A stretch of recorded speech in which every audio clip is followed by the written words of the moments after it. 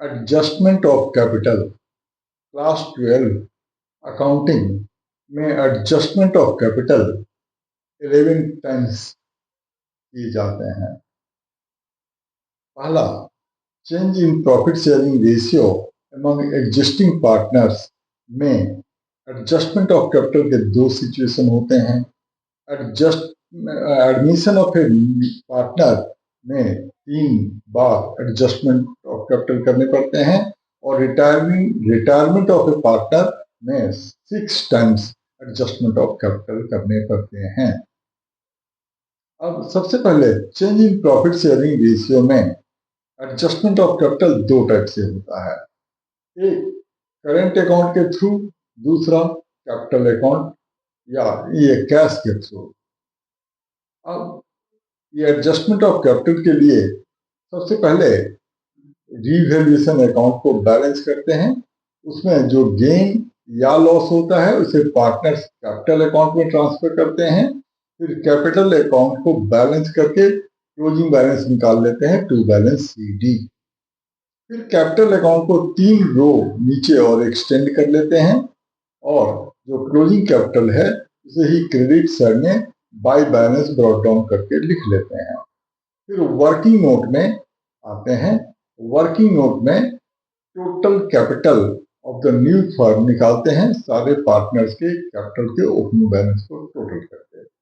फिर इसे new profit sharing ratio में डिस्ट्रीब्यूट कर देते हैं और कैपिटल अकाउंट के डेबिट साइड में सेकेंड फेज में एक रो छोड़ करके क्लोजिंग बैलेंस लिख देते हैं और इस क्लोजिंग बैलेंस को डबल एंट्री बैलेंस शीट के लायबिलिटी साइड में कर देते हैं। अब यहाँ पर 2 ऑप्शन हैं कैपिटल के एडजस्टमेंट के। अगर किसी पार्टनर के क्रेडिट का टोटल ज्यादा है तो डेबिट साइड में टू कैश अकाउंट या टू करेंट अकाउंट लिखते हैं। अगर करेंट अकाउंट लिखते हैं तो उसकी डबल एंट्री बैलेंस शीट के लायबिलिटी साइड में कर देते हैं। और अगर कैश के थ्रू एडजस्ट करते हैं तो कैश की कहीं पर कोई एंट्री नहीं होगी, तो कैश या बैंक का कोई अकाउंट ओपन नहीं करना होगा, क्योंकि पुराने कैपिटल का जितना बैलेंस होगा नए कैपिटल का बैलेंस उतना ही होगा। इसी तरह से किसी पार्टनर के कैपिटल का टोटल ज्यादा हो तो क्रेडिट साइड में बाय कैश या बैंक या करेंट अकाउंट के थ्रू एडजस्टमेंट करते हैं। ये अगर क्रेडिट साइड में बाय करेंट अकाउंट लिखा तो उसके लिए बैलेंस शीट के एसेट साइड में उस पार्टनर का करेंट अकाउंट ओपन कर लेते हैं और कैश के थ्रू एडजस्ट किया तो उसके लिए कोई अकाउंट नहीं बनाते हैं। तो ये 2 तरीके से कैश के थ्रू या करेंट अकाउंट के through change in profit sharing ratio among existing partner में एडजस्टमेंट ऑफ कैपिटल करते हैं। अब आते हैं admission of a new partner के केस में एडजस्टमेंट ऑफ कैपिटल। इसमें 2 केसेज होते हैं। एक तो न्यू पार्टनर के कैपिटल के बेसिस पर ओल्ड के कैपिटल को एडजस्ट करना और दूसरा ओल्ड पार्टनर्स के कैपिटल के बेसिस पर न्यू पार्टनर के कैपिटल को फाइंड आउट करना। तो पहले न्यू पार्टनर के कैपिटल के बेसिस पर ओल्ड पार्टनर के कैपिटल को एडजस्ट करना सीखते हैं। यहाँ पर भी रीवैल्यूएशन अकाउंट बनाने के बाद जो गेन या लॉस होता है उसे कैपिटल अकाउंट में ट्रांसफर कर देंगे और कैपिटल अकाउंट को और नीचे 3 रो और नीचे एक्सटेंड कर देते हैं। कैपिटल अकाउंट को बैलेंस कर लेंगे। फिर सेकेंड फेज में बाय बैलेंस BD करके लिख देंगे। इसके बाद वर्किंग नोट में आते हैं। वर्किंग नोट में न्यू पार्टनर्स कैपिटल लिखते हैं, फिर न्यू पार्टनर शेयर, फिर इसके बाद थर्ड रो में न्यू पार्टनर के कैपिटल को न्यू पार्टनर के शेयर से डिवाइड करते हैं तो नए फर्म का टोटल कैपिटल आ जाता है। फिर उस नए फर्म के टोटल कैपिटल को न्यू पार्टनर के में से न्यू पार्टनर के कैपिटल को माइनस कर देते हैं तो वो रिमेनिंग पार्टनर का कैपिटल आ जाता है। फिर उसे कैपिटल अकाउंट के सेकेंड फेज में टू बैलेंस CD लिख देते हैं और बैलेंस शीट के लायबिलिटी साइड में कैपिटल का जो नया वैल्यू आया है उसे लिख देते हैं। इसके बाद यहाँ पर भी करंट अकाउंट या कैश के थ्रू कैपिटल को एडजस्ट करते हैं। ओल्ड पार्टनर का कैपिटल, अगर न्यू पार्टनर नया कैपिटल ज्यादा है बाई बैंक अकाउंट लिखते हैं और यहाँ पर बैंक अकाउंट बनाते हैं। बैंक अकाउंट के कैपिटल अकाउंट, बैंक अकाउंट के डेबिट साइड में ओल्ड पार्टनर्स कैपिटल अकाउंट लिख देंगे। अगर वो नया एडिशनल कैपिटल लेकर के आता है, मतलब उसका नया कैपिटल पुराने कैपिटल से ज्यादा होता है।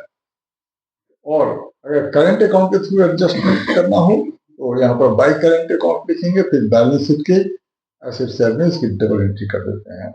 इसी तरह से अगर किसी ओल्ड पार्टनर का क्रेडिट का टोटल ज्यादा है तो डेबिट साइड में टू बैंक अकाउंट लिखेंगे, इसकी डबल एंट्री बैंक अकाउंट के क्रेडिट साइड में उस पार्टनर का कैपिटल अकाउंट लिख देंगे। फिर अगर करंट अकाउंट के थ्रू एडजस्ट करते हैं तो टू करंट अकाउंट लिखेंगे और उसकी डबल एंट्री बैलेंस शीट के लायबिलिटी साइड में लिख देते हैं। इसके बाद बैंक अकाउंट को बैलेंस करते हैं और बैंक अकाउंट का बैलेंस नए बैलेंस शीट में लिख देते हैं। उसके बाद बैलेंस शीट टैली हो जाता है। सेकंड केस होता है एडमिशन ऑफ ए पार्टनर के केस में ओल्ड पार्टनर्स के कैपिटल के बेसिस पर न्यू पार्टनर के कैपिटल को फाइंड आउट करना। इसमें भी दो सिचुएशन होते हैं कि नए पार्टनर का शेयर दिया हुआ होता है और ये कहा होता है कि वो अपना शेयर पुराने पार्टनर के कैपिटल का 1/4 या जो भी इसका शेयर है पुराने पार्टनर के कैपिटल का टोटल का, या नए फर्म या ऐसे कहें कि नए फर्म में कंबाइंड कैपिटल का प्रोपोर्शन या नए फर्म के टोटल कैपिटल का परसेंटेज या प्रोपोर्शन। ये दो सिचुएशन होते हैं कि नए फर्म के कैपिटल का कंबाइंड कैपिटल का स्पेसिफाइड प्रोपोर्शन। उस केस में क्या करते हैं, वर्किंग नोट में कैपिटल का बैलेंस सेकंड पेज में लिखने के बाद वर्किंग नोट में पुराने पार्टनर्स के कैपिटल का न्यू बैलेंस का टोटल कर लेते हैं, वो कंबाइंड कैपिटल होता है। फिर उसे डेबिट साइड में टू बैलेंस सीडी भी लिख देते हैं और उसे नए बैलेंस शीट में भी लिख सकते हैं। इसके बाद नए पार्टनर वर्किंग नोट में नए पार्टनर के कैपिटल पुराने पार्टनर के कंबाइंड कैपिटल का जो प्रोपोर्शन होगा उस प्रोपोर्शन से मल्टीप्लाई करते हैं, उतना अमाउंट उसका नया कैपिटल का हो जाता है। फिर कैपिटल अकाउंट में बाय बैंक अकाउंट लिख देंगे और वो नए पार्टनर का कैपिटल हो जाएगा।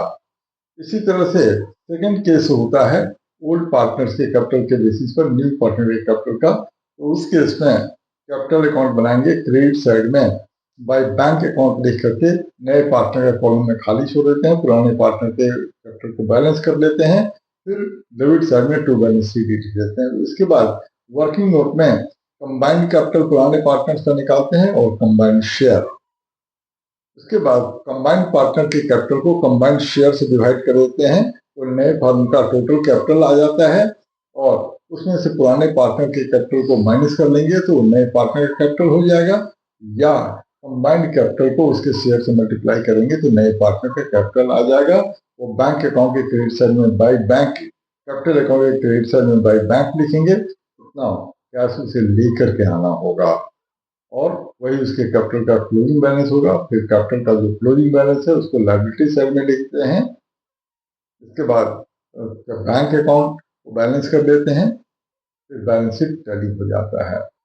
अब आते हैं retirement of A partner. Retirement of A partner के केस में कैपिटल के एडजस्टमेंट के 6 केसेस होते हैं।